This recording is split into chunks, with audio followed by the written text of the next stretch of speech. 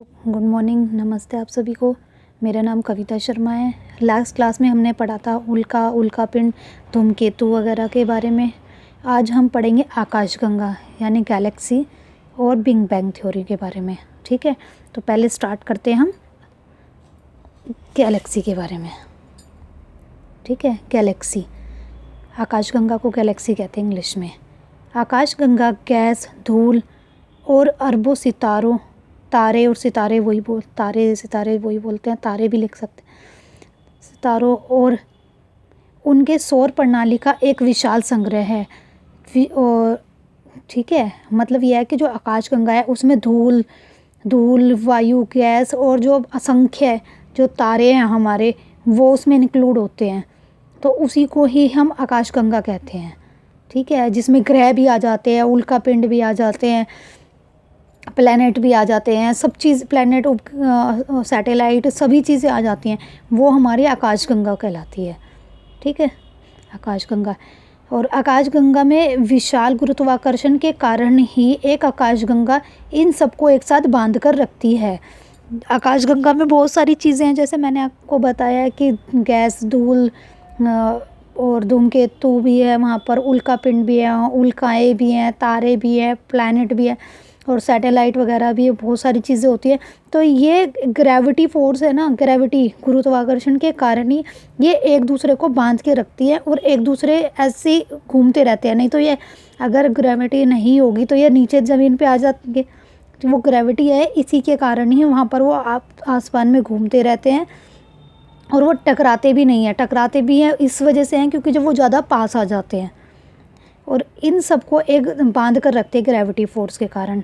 प्राचीन काल में इसकी कल्पना आकाश में प्रकाश की एक बहती नदी से की गई थी। जो प्राचीन काल में आकाशगंगा, जैसे मान लो ये आकाशगंगा है, ठीक है, ये वाइट थी क्योंकि गैस वगैरह के कारण, गैस और धूल वगैरह के कारण, तो अब वाइट कलर दिखाई देती थी हमें।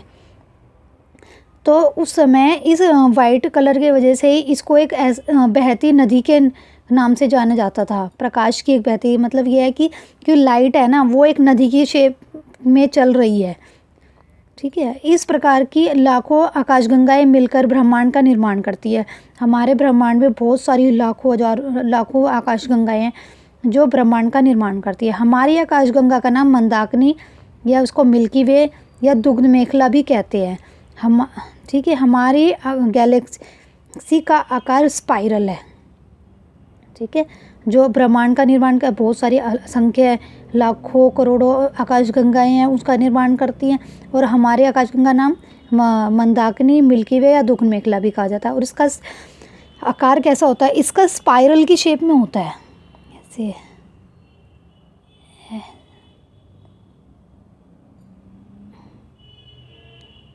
और ऐसे ना इसकी 6 आर्म निकली होती हैं, जैसे यहाँ से निकल जाएगी, यहाँ से निकल जाएगी, कुल मिला के 6 होती हैं इनके आर्म।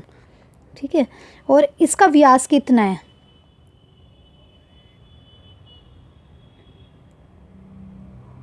1,40,000 प्रकाश वर्ष। ठीक है, इसका पूरी आकाशगंगा का है 1,40,000, 1,40,000 लाइट ईयर। ठीक है, ये है। अब नेक्स्ट पढ़ते हैं हम ब्रह्मांड। यूनिवर्स हमारी कितनी पुरानी है? हमारी यूनिवर्स है 13.8 अरब ईयर। ठीक है, यह 13.8 मिलियन ईयर एगो। और हम इस अर्थ का, पृथ्वी का समझे तो 4.6 अरब ईयर ओल्ड एगो, 4.6 बिलियन ईयर एगो। ठीक है, यहाँ तक आई होप आपको समझ आई होगी, आपको काफ़ी चीज़ें। अब हम पढ़ते हैं next, big bang theory. Big bang theory क्या है? ब्रह्मांड में अनंत काल में अंतरिक्ष में एक बिंदु हुआ करता था। देखो, जब बहुत साल, अरबों खरबों साल पहले ना, अंतरिक्ष में कुछ भी नहीं था। एक डॉट के जितना ही ना, ये छोटा सा डॉट, इससे भी छोटा था। ठीक है, एक डॉट के बराबर ही एक बिंदु था स्पेस में। ठीक, और उसका ग्रेविटेशन फोर्स और टेम्परेचर बहुत बहुत ही ज़्यादा था, गुरुत्वाकर्षण बल और तापमान वो बहुत ज़्यादा था। उसमें से ऊर्जा भी बहुत अधिक थी उसमें। जब उसमें ग्रेविटी भी होगी और उसमें टेम्परेचर भी होगा तो ऑब्वियसली उसमें ऊर्जा भी बहुत होगी। उस ऊर्जा के बढ़ने से सघनता भी बढ़ती जा रही थी। जब उसमें एक तरह से प्रेशर बढ़ रहा था ना, जब उसमें टेम्परेचर भी होगा, ग्रेविटी भी होगी, तो उसमें सघनता भी बढ़ती जा रही थी। ठीक, सघनता भी बढ़ती जा रही थी, जिसके कारण 15 अरब वर्ष पहले उसमें महाविस्फोट हुआ। जो वो एक छोटा सा बिंदु था, उसमें टेम्परेचर और ग्रेविटी के कारण उसमें इतनी ज़्यादा ऊर्जा हो गई उसमें, तो उस ऊर्जा के कारण वहाँ पर विस्फोट हुआ। और ये विस्फोट इतना विशाल था, ये बहुत ज़्यादा विशाल था। 10 से 15 सेकंड के बाद यह धमाका और बड़ा हो गया। पहले 1 सेकंड में हुआ, उसके बाद सिर्फ 10-15 सेकंड में धमाका और बड़ा हुआ। इस धमाके से ऊर्जा निकली, इसके बाद ही बहुत सारी ऊर्जा निकली इसमें, जिसके कारण ब्रह्मांड फैलता गया। और यह ब्रह्मांड आज भी फैलता जा रहा है। अगर हम उसमें स्पेस में देखें, जाके देखेंगे हम, तो उसमें ऐसा लगेगा कि ये सब चीज़ें चल रही हैं, ठीक है, लेकिन ये चल नहीं रही है।